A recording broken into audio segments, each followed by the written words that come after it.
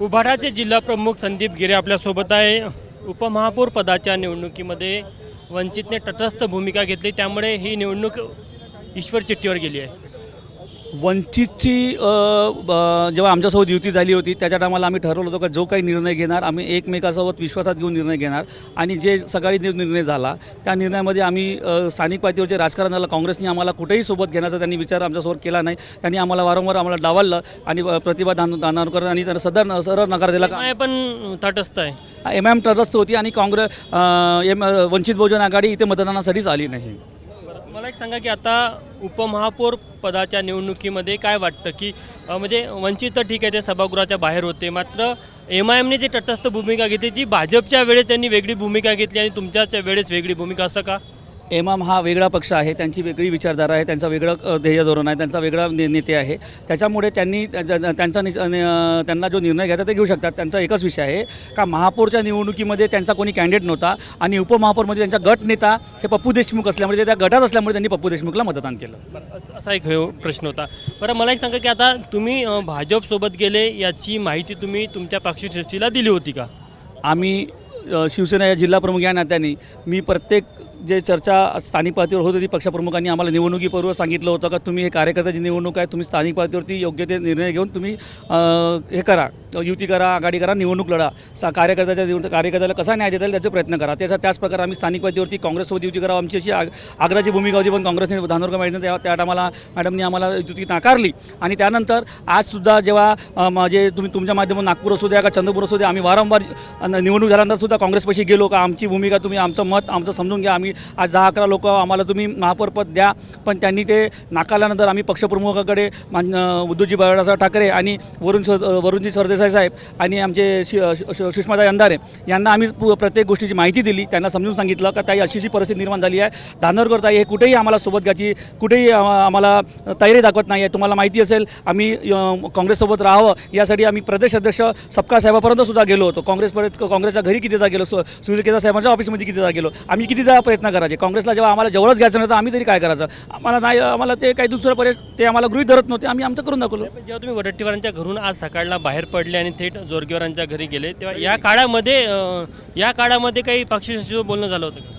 मी जोरगेवार साहेबांच्या घरी गेलेलो नाही। ह्या युतीच्या संदर्भात आम्ही जिथं थांबलो होतो तिथे भाजपचे जे नेते आहे सुधीर मुनगंटीवार यांच्याशी माझ्या फोनवर चर्चा झाली, त्याच्यानंतर जोरगेवार साहेबांची चर्चा झाली, ते दोन्ही त्यांच्या पक्षातले नेते तिथे त्यांचे काही कार्यकर्ते तिथं आले आणि आम्ही पदाधिकारी बसून सगळ्या गोष्टी चर्चा केल्या आणि समोरचा निर्णय मी वरिष्ठांनापर्यंत पोहोचवला आणि त्याच्यानंतर हा निर्णय घेतला।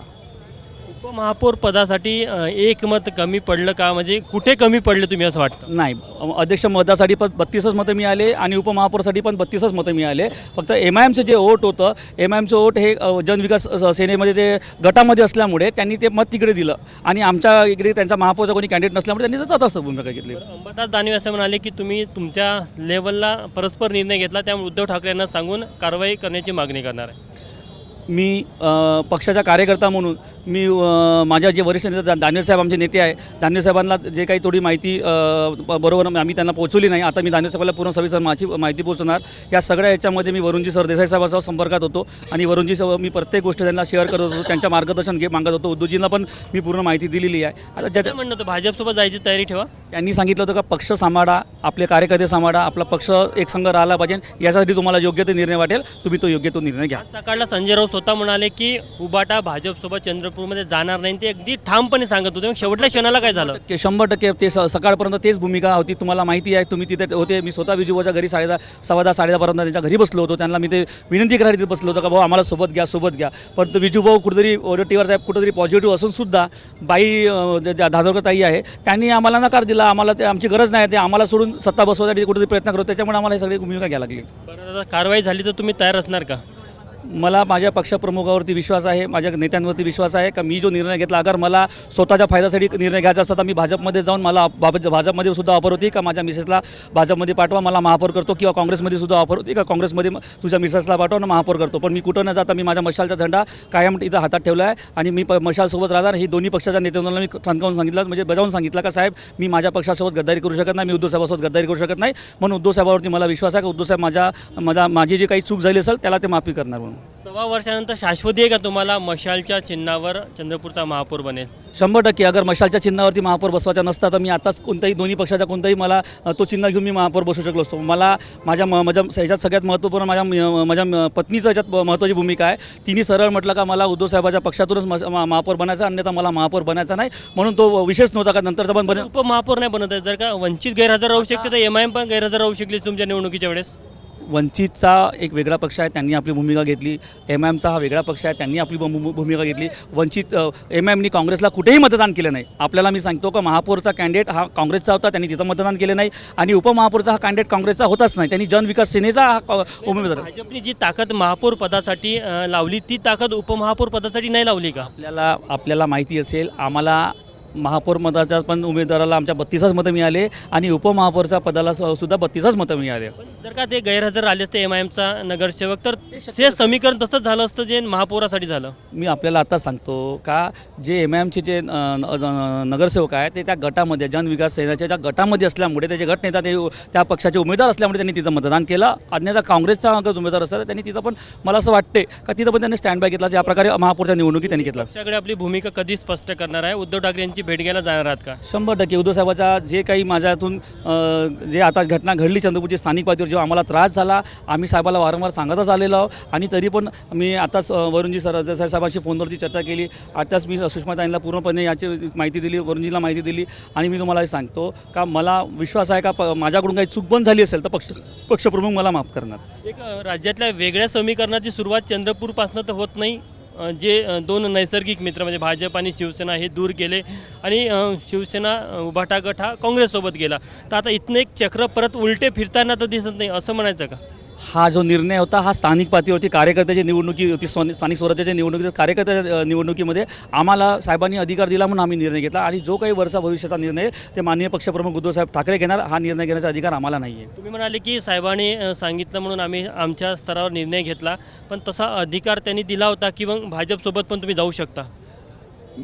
कार्यकर्ता पक्ष संघटना हे वाचवासाठी जेव्हा कोणता पक्ष आपल्याला जवळ घ्यायला तयारच नाही आहे त्या टायमाला कुठं ना कुठं आपल्याला कोणाचं समर्थन करावं लागेल. ज्यावेळी वेळोवेळी आमची ते जे खासदार मॅडम आहे त्यांना आम्ही ते महाविकास आघाडीचे घटक पक्ष म्हणून आम्ही त्यांना मदत केली, आम्ही त्याला निवडून आणण्यासाठी मदत केली, त्यांच्या तिकीटासाठी धावपळ केली, परंतु ते सगळ्या विसरल्या. आणि त्यांनी आमच्याच कसा घातपात करायचा, आम्हाला कसं काही कमी शिवसेनेला कसं कमी करता येईल याही प्रयत्न चालू केला. तर आमच्याच काही दिवसापहिले शहर प्रमुखांनी त्यांनी प्रवेश करून घेतला. आम्हाला जेव्हा युतीचं आमचं बोलणं सुरू होतं अशा आम्हाला पुन्हा असं त्यांना पुन्हा मोठं करू, आम्ही आमचा विजय करू का? पक्ष नेतृत्वाकडे आपली भूमिका कधी मांडणार? पप्पू जिंकला चला. पक्ष नेतृत्वाकडे आपली भूमिका कधी मांडणार? बघू शकतो की प्रशांत दानव हे विजयी झालेले आहेत. तुमची पहिली प्रतिक्रिया? प्रशांत दानव, मला विश्वास होता का शिवसेनेचा उपमार हा इथं महानगरपालिकेवर बसणार आणि ते झालं. काय वाटतं ईश्वर चिठ्ठीमध्ये देखील तुमचा विजय झाला?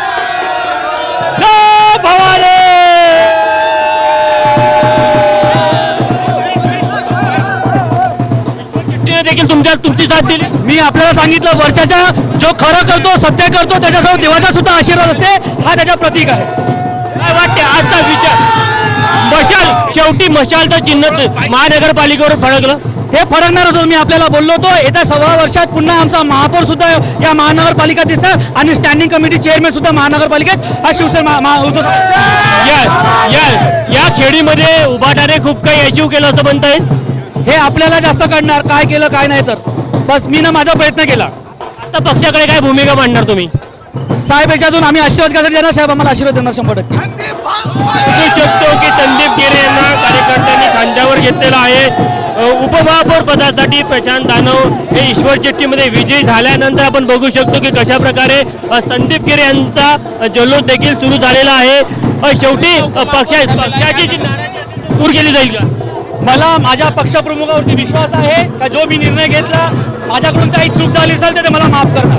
माफ करेल असं वाटतो, पूर्ण विश्वास आहे. अंबादास दानवे आणि संजय राऊतांनी जी नाराजी व्यक्त केली ते आमचे नेते आहेत, त्यांना भूमिका मांडण्याचा अधिकार आहे. बघू शकतो की कशा प्रकारे संदीप गिरे यांनी देखील आपली भूमिका स्पष्ट केली आहे की ज्या प्रकारे स्थायी समिती आणि उपमहापौर हे 2 पद उभाट्याला चंद्रपूर महानगरपालिकेमध्ये मिळालं, त्यामुळे निश्चितच पक्षशासी त्यांना माफ करेल आणि जो निर्णय घेतला याचं पक्षशासीकडे देखील स्वागत केलं जाईल असा विश्वास संदीप गिरे यांनी व्यक्त केला आहे. कॅमेरामॅन मित्रांनो तुषार कोहळे एबीपी माझा चंद्रपूर. एबीपी माझा, उघडा डोळे बघा नीट.